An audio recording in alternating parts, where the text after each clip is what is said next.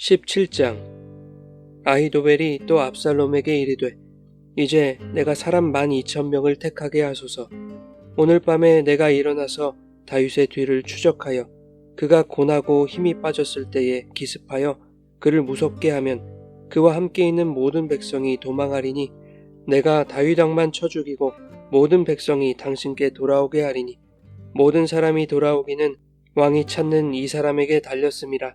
그리하면 모든 백성이 평안하리이다 하니 압살롬과 이스라엘 장로들이 다 그 말을 옳게 여기더라. 압살롬이 이르되 아렉 사람 후세도 부르라. 우리가 이제 그의 말도 듣자 하니라. 후세가 압살롬에게 이르매 압살롬이 그에게 말하여 이르되 아히도벨이 이러이러하게 말하니 우리가 그 말대로 행하랴.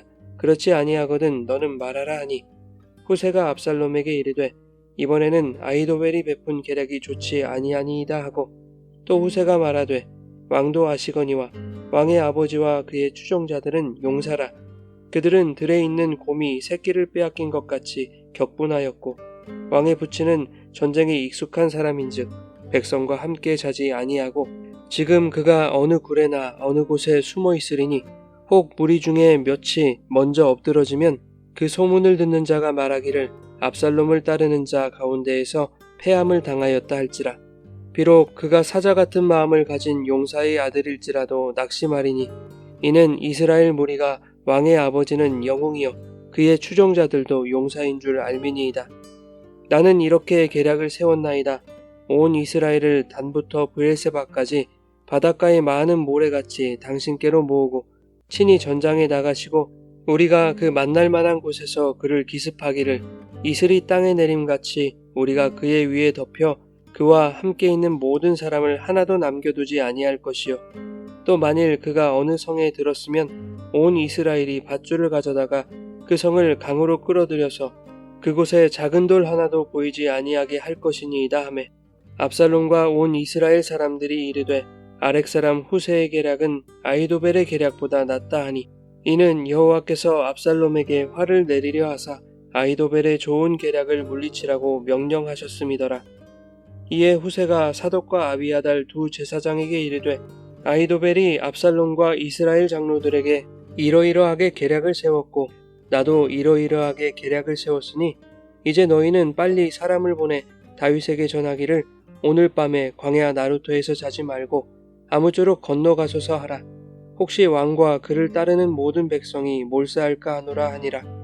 그때에 요나단과 아히마아스가 사람이 볼까 두려워하여 감히 성에 들어가지 못하고 에느로겔가에 머물고 어떤 여종은 그들에게 나와서 말하고 그들은 가서 다윗 왕에게 알리더니 한 청년이 그들을 보고 압살롬에게 알린지라.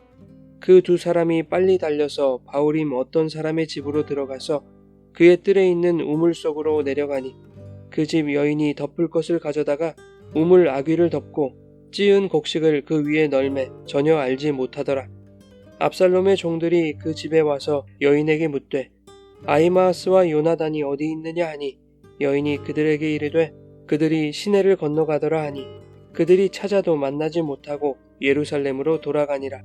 그들이 간 후에 두 사람이 우물에서 올라와서 다윗 왕에게 가서 다윗 왕에게 말하여 이르되 당신들은 일어나 빨리 물을 건너가소서. 아히도벨이 당신들을 해하려고 이러이러하게 계략을 세웠나이다. 다윗이 일어나 모든 백성과 함께 요단을 건널세 새벽까지 한 사람도 요단을 건너지 못한 자가 없었더라. 아히도벨이 자기 계략이 시행되지 못함을 보고 나귀에 안장을 지우고 일어나 고향으로 돌아가 자기 집에 이르러 집을 정리하고 스스로 목매어 죽음에 그의 조상의 묘에 장사되니라. 이에 다윗은 마하나임에 이르고 압살롬은 모든 이스라엘 사람과 함께 요단을 건너니라. 압살롬이 아마사로 요압을 대신하여 군 지휘관으로 삼으니라. 아마사는 이스라엘 사람 이드라라 하는 자의 아들이라. 이드라가 나하스의 딸 아비갈과 동침하여 그를 낳았으며 아비갈은 요압의 어머니 스루야의 동생이더라. 이에 이스라엘 무리와 압살롬이 길르앗 땅에 진친이라. 다윗이 마하나임에 이르렀을 때에 암몬 족속에게 속한 라빠 사람 나하스의 아들 소비와 로데발 사람 암미엘의 아들 마길과 로글림 길르앗 사람 바르실레가 침상과 대야와 질그릇과 밀과 보리와 밀가루와 볶은 곡식과 콩과 팥과 볶은 녹두와 꿀과 버터와 양과 치즈를 가져다가 다윗과 그와 함께한 백성에게 먹게 하였으니 이는 그들 생각에 백성이 들에서 시장하고 고나고 목마르겠다 함이더라.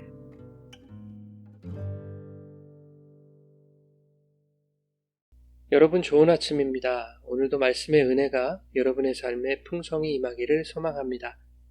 16장에서 압살롬은 아히도벨의 계략대로 다윗의 후궁들과 백주에 동침을 합니다.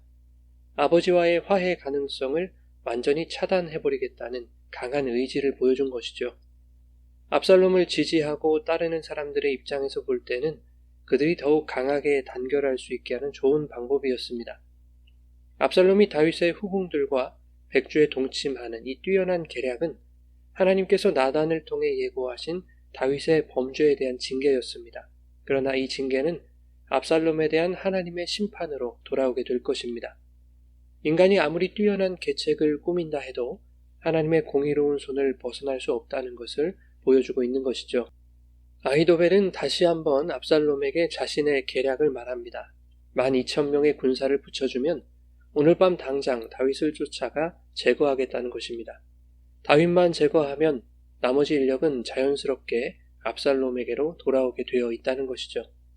이러한 아히도벨의 판단은 압살롬의 입장에서 최상의 시나리오가 맞습니다. 다윗은 일생일대 가장 비참하고 괴로운 시간을 보내고 있습니다. 이렇게 다윗이 고나고 지쳐있을 때 기습하여 다윗의 일행이 정신을 차리지 못하도록 일사천리로 몰아붙이는 것만큼 확실한 방법은 없는 것입니다. 압살롬과 이스라엘 장로들은 아히도벨의 말을 옳게 여겼습니다. 그러나 어쩐 일인지 압살롬은 아히도벨의 말대로 결정을 내리지 못합니다. 그를 망설이게 한 이유는 후세의 존재였습니다. 후세는 당시 다윗에게 있어 아히도벨과 더불어 최고의 지략가로 알려진 인물입니다. 압살롬도 후세의 지혜와 지략을 모를 리 없었기에 이번에는 후세의 생각도 들어보고자 하죠. 후세는 아히도벨의 계략이 좋지 않다고 말하면서 전혀 다른 방법을 제안합니다. 다윗과 그의 추종자들은 전쟁에서 잔뼈가 굵은 용사들이라는 것을 강조하죠. 그들은 지금 새끼를 빼앗긴 곰처럼 격분하여 기습에 대비하고 있는 것은 물론이고 지금쯤 어느 동굴에 숨어서 전쟁을 준비하고 있을지 모른다는 것입니다. 만일 섣불리 다윗을 추격했다가 압살롬의 군사들이 공격을 받아 쓰러진다면 삽시간에 압살롬의 군사들이 패했다는 소문이 나게 될 것이고 압살롬을 따르던 자들도 낙심하여 두려움에 빠질 수 있다는 것이죠. 그러면서 후세는 자신의 계략을 말합니다. 예루살렘뿐만 아니라 단부터 브엘세바까지 이스라엘 전역을 장악한 후에 바닷가의 모래와 같은 대군을 모아서 다윗을 친다면 전쟁을 쉽게 이길 수 있는 것은 물론이고 도망으로 지친 다윗을 뒤에서 기습하는 것보다는 전쟁의 모양새나 왕에 대한 영웅적 이미지가 더 부각될 것이라는 측면도 강조하고 있는 것이죠. 후세는 사기충천에 있는 압살롬에게 위기감을 조성하여 아히도벨의 속전속결 전략을 지연시키고자 했습니다. 동시에 압살롬의 영웅 심리를 자극하여 자신의 계략이 더 좋게 들리도록 유도한 것입니다. 사실 압살롬이 승리하기 위해서는 아히도벨의 계략을 따랐어야 합니다. 그것이 전쟁의 측면에서는 훨씬 지혜로운 방법이었습니다. 그러나 압살롬과 장로들은 후세의 계략이 아히도벨의 계략보다 더 좋다고 여겼습니다. 이로 인해 아히도벨의 계략은 채택되지 못했고 자신의 계획이 묵살되자 23절에 아히도벨은 낙향하여 스스로 목숨을 끊었습니다. 아히도벨이 목숨을 끊은 것은 단순히 자존심이나 수치감의 문제만은 아니었습니다. 그는 최고의 지략가였습니다. 후세의 계략을 채택한 압살롬의 선택이 얼마나 무지한 결정이었는지 아히도벨은 알았던 것입니다. 압살롬에게 승산이 없을 것임을 간파하고 결국 반역을 도왔던 자신에게도 심판의 칼날이 돌아올 것임을 깨달았던 것이죠. 계속 압살롬과 함께한다면 죽음보다도 더 수치스러운 수모를 겪을 수도 있다고 생각했던 것입니다.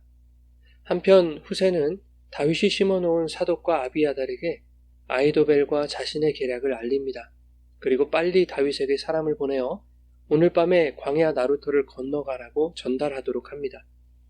사독과 아비아달은 자신의 아들들인 요나단과 아히마아스를 다윗에게 전령으로 보내는데 그들을 목격한 한 청년이 압살롬에게 이를 보고하자 압살롬의 종들이 그들을 잡으러 옵니다. 다행히 요나단과 아히마아스는 한 우물에 숨게 되는데 그 집 여인이 기지를 발휘하여 그들에게 도움을 줍니다. 결국 압살롬의 종들은 시간만 허비하고 예루살렘으로 돌아가게 되었고 요나단과 아히마아스는 다윗에게 이르게 되죠. 시간이 지연된 덕분에 다윗과 일행은 그 시간 동안 멀리 도망을 갈 수 있게 되었습니다. 다윗과 일행이 마하나임에 도착했을 때 암몬 족속의 땅인 라빠 사람 나하스의 아들 소비가 찾아왔고 무비보셋이 숨어 살았던 그 집 주인이었던 로데발 사람 암미엘의 아들 마길이 나왔으며 로글림에 사는 길르앗 사람 바르실레가 다윗 일행을 맞이합니다. 그들은 경황 없이 도망 나온 다윗 일행을 위해 침상과 이부자리, 씻을 수 있는 대야와 그릇들을 준비했고 고나고 배고프고 목마른 그들에게 양식과 음료를 제공해 주었습니다. 이처럼 하나님께서 다윗을 돕는 손길들을 미리 준비하셨다는 것을 보여주고 있는 것이죠. 다윗은 압살롬의 반역이라는 하나님의 징계 안에 있습니다. 그럼에도 불구하고 하나님은 그 안에서 다윗을 살피시고 도움을 준비하셨습니다. 하나님의 징계가 택하신 자들에게는 하나님의 은혜의 통로가 될 수 있음을 보여주고 있는 것이죠.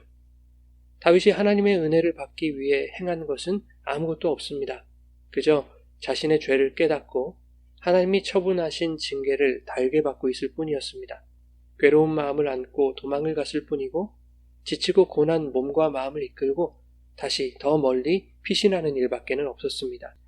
그러나 하나님은 다윗의 기도를 잊지 않으신 것이죠. 15장 31절에 다윗은 이렇게 기도했습니다. 여호와여 원하옵건대 아히도벨의 모략을 어리석게 하옵소서.